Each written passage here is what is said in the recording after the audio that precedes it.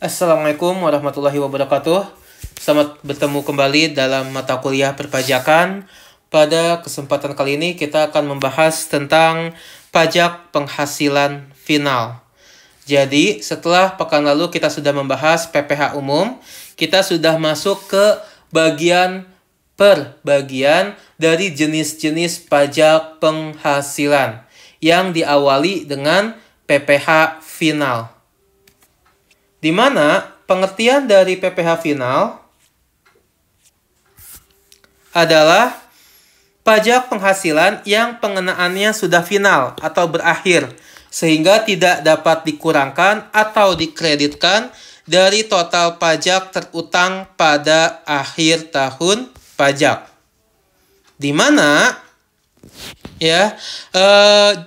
seperti pekan lalu dalam PPh umum kita sudah bahas bahwa penghasilan itu ada dua, yaitu yang objek pajak dan bukan objek pajak. Objek pajak sendiri itu dipecah menjadi dua. Ada yang objek pajak umum atau non-final, ada objek pajak final. Nah, yang dimaksud jadi saya berikan ilustrasi bahwa penghasilan final itu pada akhir tahun wajib pajak akan menghitung berapa sih total penghasilan yang dimiliki, berapa sih pajak yang harus dibayarkan. Yang dihitung itu adalah pajak yang non final. Oke, katakanlah tahun 2020 wajib pajak dalam melakukan kegiatan usaha, punya laba fiskal 1 miliar. 1 miliar ini lalu ada juga penghasilan final. Penghasilan finalnya katakanlah 200 juta. Ini jangan laba fiskal, kita ganti dengan penghasilan non final. Wajib pajak punya penghasilan non final 1 miliar, penghasilan final 200 juta. Maka pajak yang dihitung dalam 1 tahun pajak ini adalah yang 1 miliar. Anggaplah 1 miliar ini adalah sudah laba fiskal. Dengan tarif pajak untuk wajib pajak badan yang mulai berlaku 2020 itu sebesar atau tarifnya adalah 22%. Maka PPh terutang setahun itu adalah 220 juta.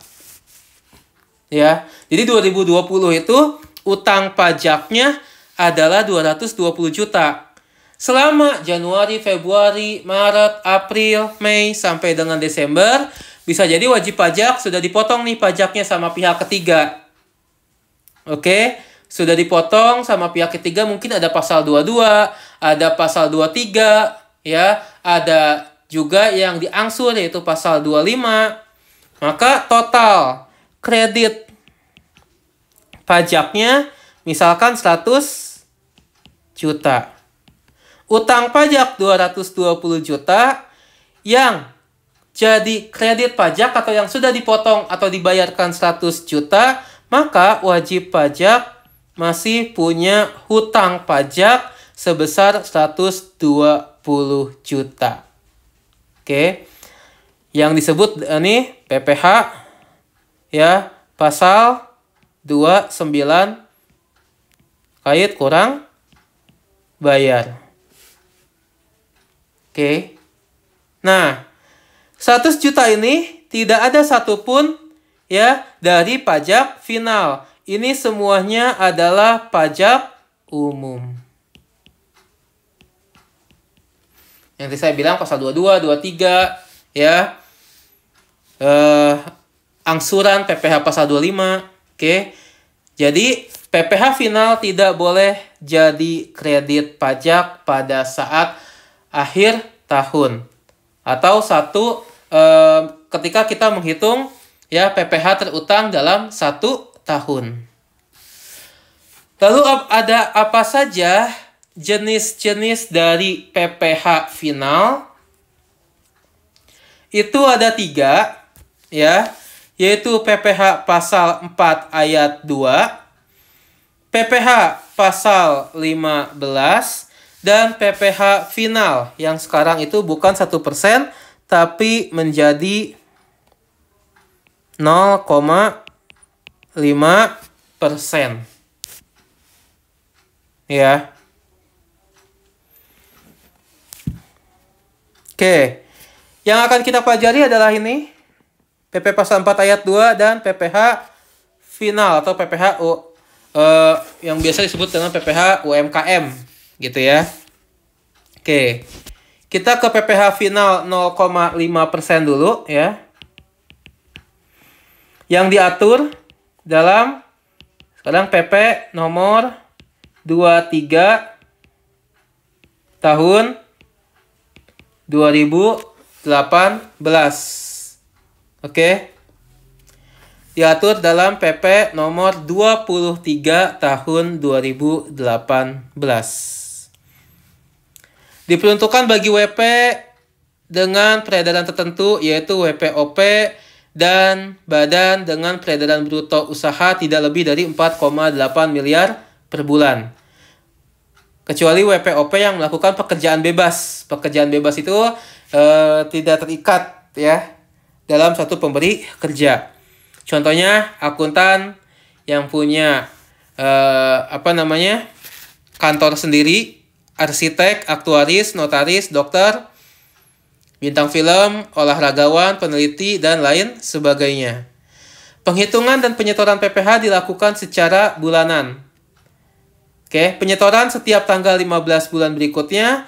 Pelaporan dalam SPT tahunan PPh kalau wajib pajak orang pribadi menggunakan formulir 1770, sementara WP badan menggunakan formulir 1771. Oke. Jadi PPh final 0,5% ini sekarang aturannya berubah ke PP nomor 23 tahun 2018. Oke. Ini contohnya, misalkan ada wajib pajak yang punya usaha, ya,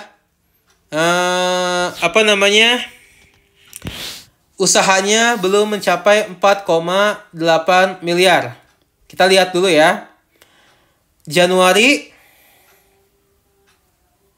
peredaran brutonya 400 juta, kumulatifnya masih 400, sehingga PPh-nya yaitu 400 juta dikali dengan 0,5%. Nanti kalian hitung hasilnya berapa? 2 juta ya. Bukan ini, 2 juta. Februari, 410 juta dikali 0, karena kumulatifnya masih 810. 430 juta masih pakai yang 0,5%. Karena kumulatifnya masih 1,24. April sampai dengan Oktober ini sama-sama masing-masing pakai 0,5%. Nanti ini hasilnya dicari ya. Berapa ya? Karena ini kan masih pakai yang 1%. Oke? Sementara November dan Desember, ya, ini dia omsetnya sudah di atas 4,8 miliar. Artinya, dia sudah tidak lagi nih menggunakan yang PPh UMKM. Oke? Nah, wajib pajak ini wajib menyelenggarakan pembukuan. Di mana pembukuan ini, ya, kalian sudah pernah pelajari di akuntansi. Ada laba rugi minimal ya, untuk perpajakan minimal laba rugi, laporan posisi keuangan. Oke, dan juga perhitungan penyusutan aset. Oke, Ini di PPh umum kemarin pernah kita bahas juga, sudah pernah saya kasih soalnya ya. Oke. Lalu kita masuk ke jenis PPh final lainnya, yaitu PPh pasal 4 ayat 2. Di mana di sini objeknya ada 9, teman-teman. Kita akan bahas satu per satu ya.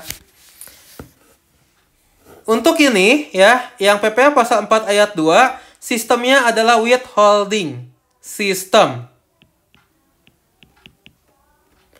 Semoga kalian masih ingat, dipotong pajaknya oleh pihak ketiga. Ya. Oke, kita masuk ke contohnya masing-masing. Yang pertama adalah PPh atas bunga deposito, tabungan, diskonto SBI, dan jasa giro. Oke, subjeknya orang pribadi dalam negeri dan luar negeri, bisa badan juga, bisa bentuk usaha tetap. Objek pajaknya bunga deposito, bunga tabungan, diskonto SBI. Pemotongnya bank itu sendiri ya, baik yang ada di Indonesia maupun cabang yang ada di luar negeri. Bank Indonesia, dana pensiun, dan bank yang menjual kembali SBI kepada pihak lain yang bukan bank, atau kepada dana pensiun yang pendiriannya belum disahkan oleh Menteri Keuangan. Oke, di mana tarifnya adalah 20%. DPP-nya adalah jumlah bruto bunga, PPh-nya 20% kali jumlah bruto. Lumayan tinggi ya. Bunga tabungan atau bunga deposito. Jadi kalau kalian punya tabungan di bank, setiap bulan itu kalian sudah bayar pajak tuh ya. Dipotong oleh pihak bank. Jadi pihak banknya yang memotong pajak kalian, yang menyetorkannya dan menyetorkannya ke kas negara. Dikecualikan kalau bunga dan diskonto atas deposito, tabungan, dan SBI yang kurang dari sama dengan 7.500.000 bunga dan diskontonya atas deposito, tabungan, dan SBI. Bunga dan diskonto yang diterima atau diperoleh bank di Indonesia atau cabang bank luar negeri. Bunga dan diskonto yang diterima atau diperoleh dana pensiun yang disahkan Menteri Keuangan. Bunga tabungan dalam rangka kepemilikan rumah. Ya, baik itu rumah sederhana maupun rumah sangat sederhana. Berikut kafling yang siap dibangun.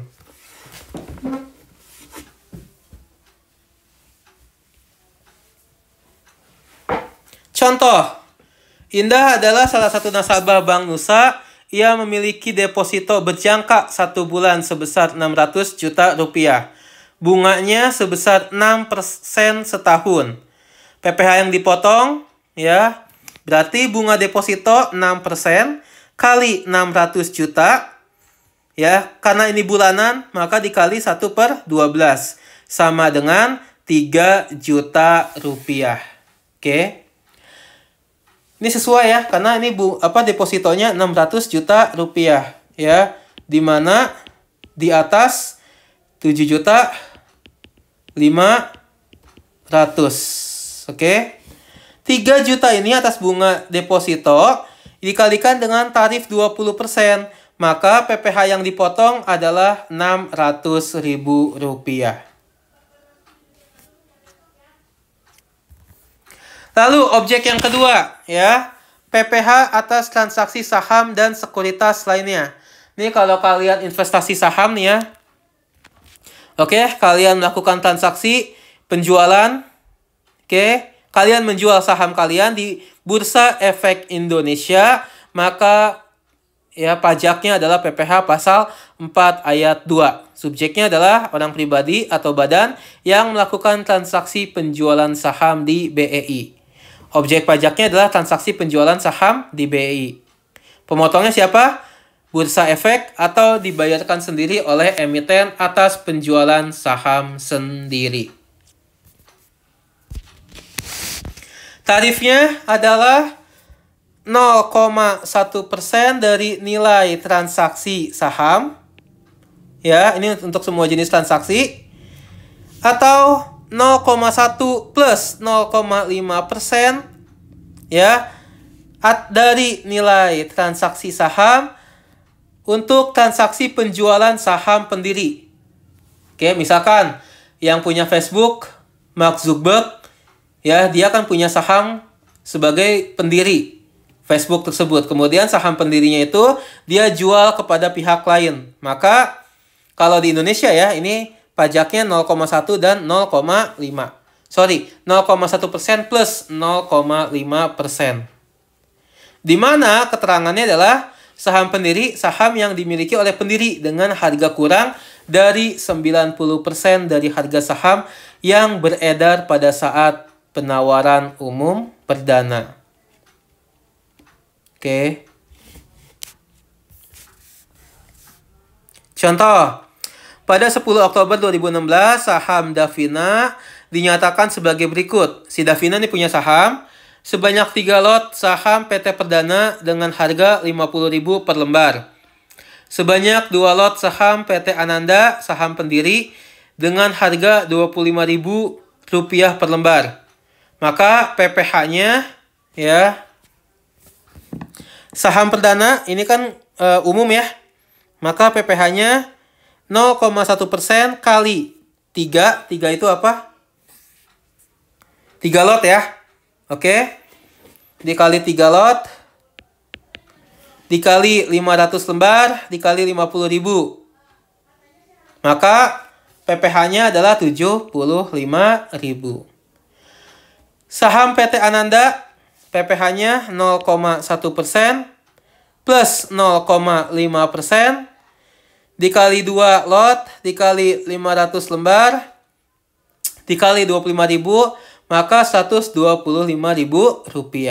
Jadi, ketika Davina menjual saham atas kepemilikannya ini, pajak yang dipotong adalah sebesar Rp200.000.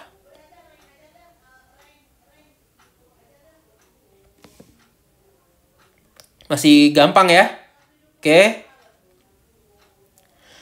Kita masuk ke objek berikutnya, yaitu PPh atas bunga atau diskonto obligasi. Ini objek yang ketiga ya. Subjek pajaknya orang pribadi dalam negeri luar negeri, badan dalam negeri luar negeri, atau BUT yang menerima bunga atau diskonto obligasi. Objek pajaknya bunga obligasi dan diskonto obligasi.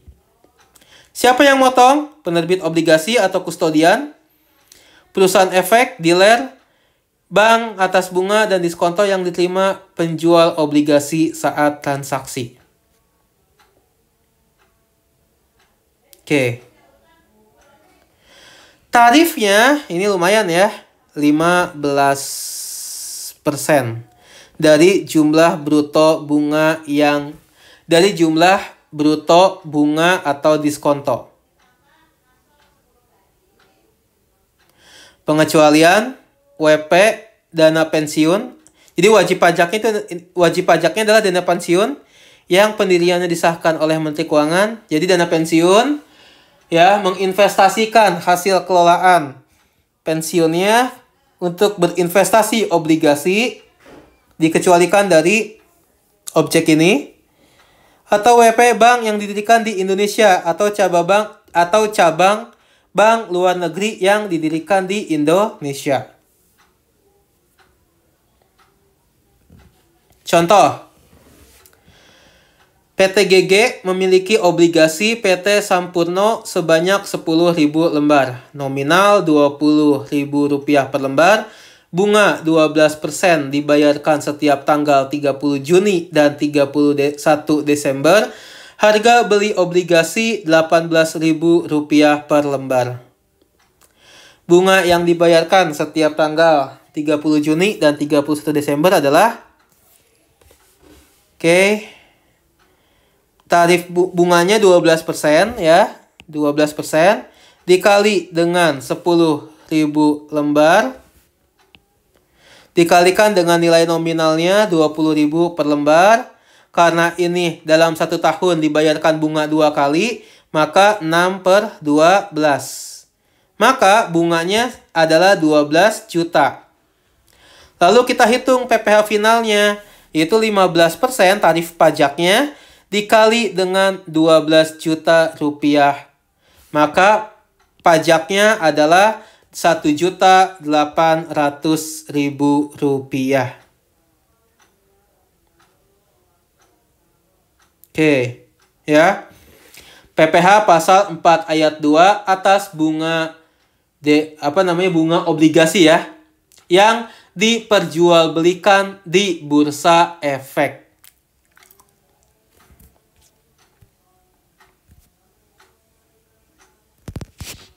Oke, masih ada contoh lagi. Pada 1 Juli 2016, PT GG menjual semua obligasi yang dibeli dari PT Sampurna melalui perusahaan perantara efek PT Sekurita. Harga jual obligasinya 21.000 ya. Maka 21.000 yang PT GG jual, lalu waktu itu belinya berapa? 18.000 ya. Oke.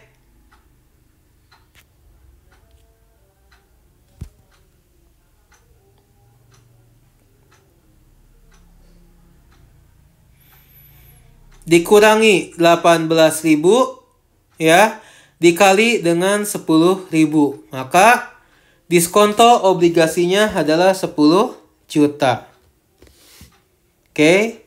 Dengan tarif pajaknya 15% kali 10 juta rupiah sama dengan 1.500.000 rupiah.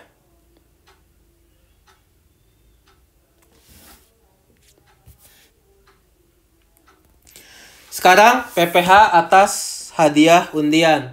Kalau kalian ikutan kuis di TV, ya, entah yang via telepon ataupun datang langsung ke stasiun TV-nya, lalu kalian dapat hadiah, oke, itu adalah hadiah atas undian. Maka PPh-nya masuk ke pasal 4 ayat 2. Di mana, ya, tarif pajaknya adalah 25%. Ini adalah hadiah yang sifatnya undian, untung-untungan. Kalau hadiah karena prestasi, dia bukan masuk ke pasal 4 ayat 2. Nanti ada pasal lainnya. Oke. Saya ulangi, hadiah ini adalah hadiah karena untung-untungan, karena undian, ya. Makanya tarif pajaknya lebih besar, 25%. Contoh, kalau kalian menang hadiah undian, dapat mobil atau mungkin rumah deh. Rumah katakanlah 1 miliar. Maka pajaknya adalah 1 miliar dikali 25%, ya, sama dengan 250 juta rupiah. Cukup besar ya pajaknya ya. Makanya kalau kuis di TV, seringkali menyebutkan bahwa pajak ditanggung oleh pemenang atau mungkin pajak ditanggung oleh si pemberi hadiah, karena tahu pajaknya cukup besar. Berikutnya, ini tadi contoh, nggak perlu lagi ya. PPh atas sewa tanah atau bangunan. Ya, kalau misalkan kantor tempat kalian bekerja nyewa bangunan, ya, untuk dijadikan sebagai office atau mungkin untuk menyimpan barang, ya, atau mungkin contoh kampus kita nyewa gedung untuk wisuda. Biasanya di Brajamusti itu ya, Brajamustika. Harga sewanya misalkan katakanlah 20 juta. Nah, kampus kita itu wajib memotong PPh atas sewa tanah dan atau bangunan. Di mana, ya, tarifnya ini adalah 10% dari jumlah atau nilai sewa. Tadi katakanlah nilai sewanya adalah 20 juta. Ya udah, 20 juta dikali 10%, maka pajaknya adalah 2 juta rupiah. Yang motong adalah kampus kita. ya, yang motong adalah kampus kita. Yang menyetorkan ke kantor pajak juga kampus kita. Yang melaporkannya adalah kampus kita. Nanti kampus kita ngasih bukti potong ke Brajamustika itu. Ya.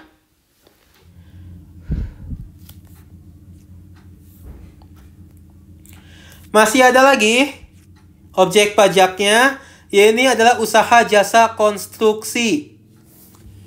Tahu lah kalian ya perusahaan-perusahaan konstruksi, PP, Wika Karya, apalagi nih, Adikarya, oke, dan lain sebagainya. Yang melakukan bisa sebagai jasa perencanaan konstruksi, jasa pelaksanaan konstruksi, atau sebagai jasa pengawasan produksi. Karena bisa jadi dalam satu proyek ada dua perusahaan konstruksi nih. Dia sebagai perencana, dia sebagai satu lagi sebagai pelaksana. Bisa jadi seperti itu. Ya. Nah, mereka ini kena di PPh pasal 4 ayat 2. Kalau sebagai pelaksana, ya, ini lihat dulu, kalau dia punya kualifikasi usaha, jadi perusahaan-perusahaan konstruksi itu ada jenis-jenis kualifikasi. Apakah dia masuknya kualifikasi usaha kecil, ataukah tidak memiliki kualifikasi usaha, atau kualifikasi usaha lainnya. Ya, nanti kalian bisa cek, silakan searching di Google, ya. Misalkan kayak Adikarya, dia masuk kualifikasi usaha yang mana nih? Oke. Di sini ada pelaksanaan. Kalau pelaksanaan dengan memiliki kualifikasi usaha kecil, maka tarifnya 2%. Kalau tidak memiliki kualifikasi usaha, 4%. Selain 2 di atas adalah 3%. Ya. Oke. Ini 2, 4, 3 ya. Oke. Kalau sebagai perencana atau pengawas, kalau punya kualifikasi usaha, maka tarifnya 4%. Perencana atau pengawas yang tidak memiliki kualifikasi usaha, maka tarifnya 6% dari DPP. DPP-nya ini adalah jumlah pembayaran atau penerimaan. Misalkan, ya, proyek untuk membangun gedung kantor A punyanya PT A misalkan ya, selama Januari telah menghabiskan dana atau nilai kontraknya sebesar 100 juta. Yaudah, karena si konstruksi ini punya kualifikasi usaha, dia sebagai pelaksana 100 juta tinggal dikalikan 2%. Oke?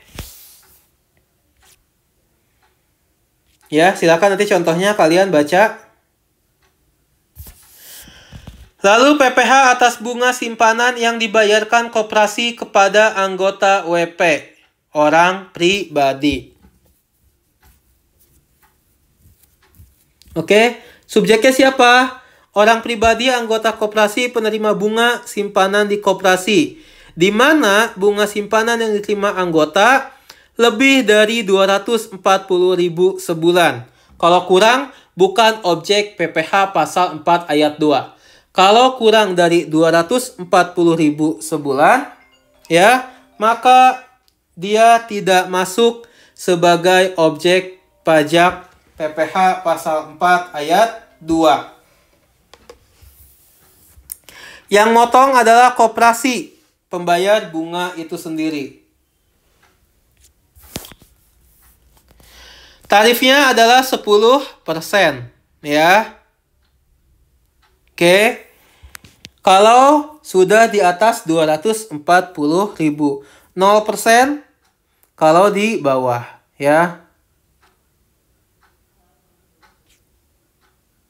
Contoh, kita lihat contohnya. Berikut adalah pajak yang dipotong oleh koperasi X untuk anggota yang menerima bunga simpanan di koperasi X pada November 2016. Hartawan cuma 240.000 bunga simpanannya. Maimunah 500.000. Oke?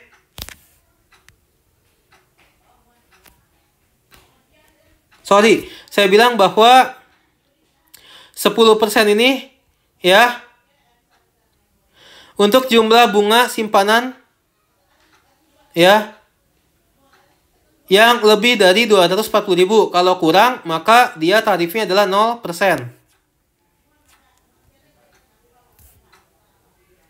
Karena hartawan dia kurang dari 240.000, maka PPh-nya 0 rupiah.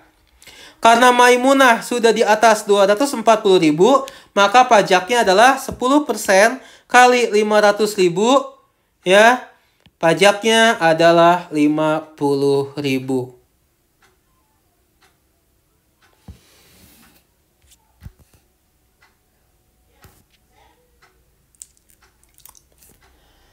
PPh atas dividen yang diterima oleh wajib pajak orang pribadi, OP ya.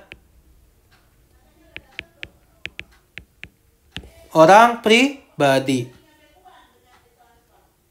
Ya, berapapun persentase kepemilikannya.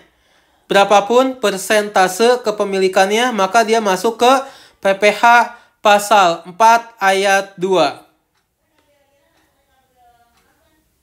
Dengan tarifnya adalah 10%. Oke? Dikali dengan jumlah bruto dividen. Contoh, pada Maret 2016, PT Armada membagikan dividen Rp2.000 per lembar saham kepada pemegang saham berikut.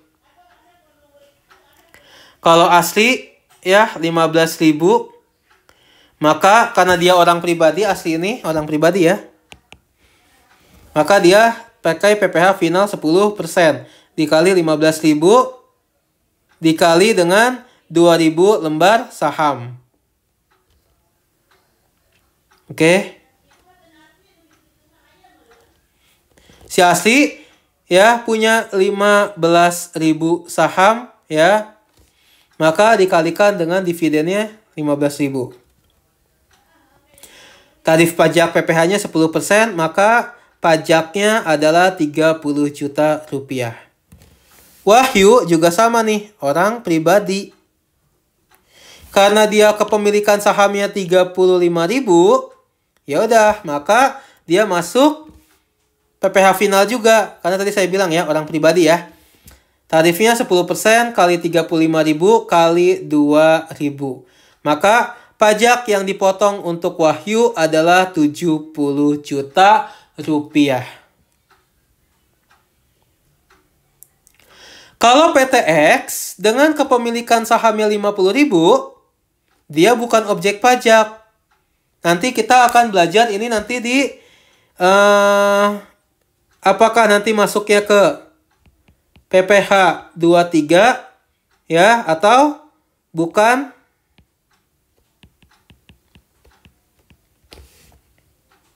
Kapan menentukan PPh 23, kapan menentukan PPh atau bukan PPh 23 gitu ya.